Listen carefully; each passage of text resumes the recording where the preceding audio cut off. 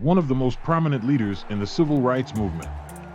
Inspired by his Christian beliefs and the nonviolent activism of Mahatma Gandhi, he led a nonviolent resistance against Jim Crow laws and other forms of discrimination from 1955 until his assassination in 1968. Welcome to Animated Infographics, where today we will be discussing the top fascinating facts about Martin Luther King you probably didn't know. Everyone knows about Dr. King's influence on the country and that he was the driving force behind watershed events such as the Montgomery bus boycott and the 1963 March on Washington, which helped bring about such landmark legislation as the Civil Rights and the Voting Rights Act. But did you know his real name was Michael, not Martin?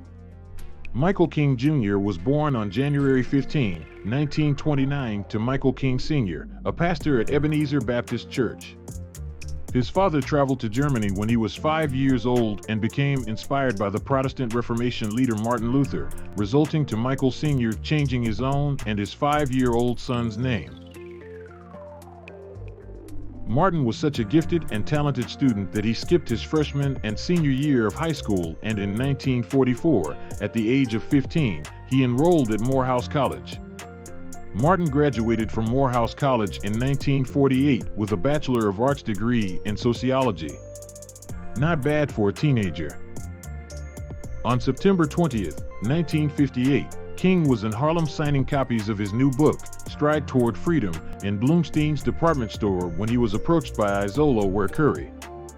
The woman asked if he was Martin Luther King Jr. After he said yes, Curry said, "I've been looking for you for 5 years," and she plunged a 7-inch letter opener into his chest. The tip of the blade came to rest alongside his aorta, and King underwent hours of delicate emergency surgery. Surgeons later told King that just one sneeze could have punctured the aorta and killed him. From his hospital bed, where he convalesced for weeks, King issued a statement affirming his nonviolent principles and saying he felt no ill will toward his mentally ill attacker. The day before Dr. King was assassinated, he gave a speech in Memphis, Tennessee, to offer support for sanitation workers who had received unfair treatment by their bosses. The goal of this address was to push for union representation, safer working conditions, and living wages. He told the everyone, "I've seen the promised land. I may not get there with you, but I want you to know tonight that we, as a people, will get to the promised land." In the aftermath of his death, some people found the language he used to be an eerie indication that he knew his death was imminent.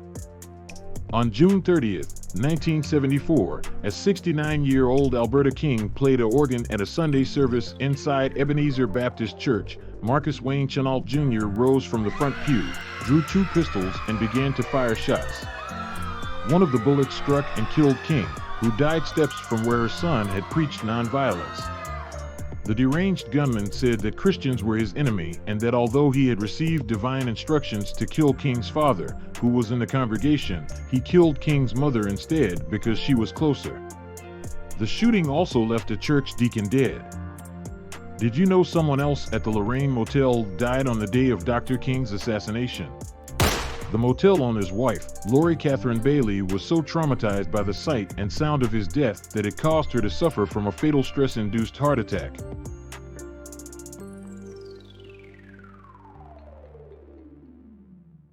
Although people cannot readily find photographs of Dr. King smoking, he was a regular smoker and even hid the habit from the public and from his children so they wouldn't take up smoking. It was believed by many that Dr. King was smoking a cigarette when he was fatally shot. If you would like to learn more facts on someone else, please leave it in the comments. Thanks for watching. Please subscribe to see more videos like this and check out one of our other videos.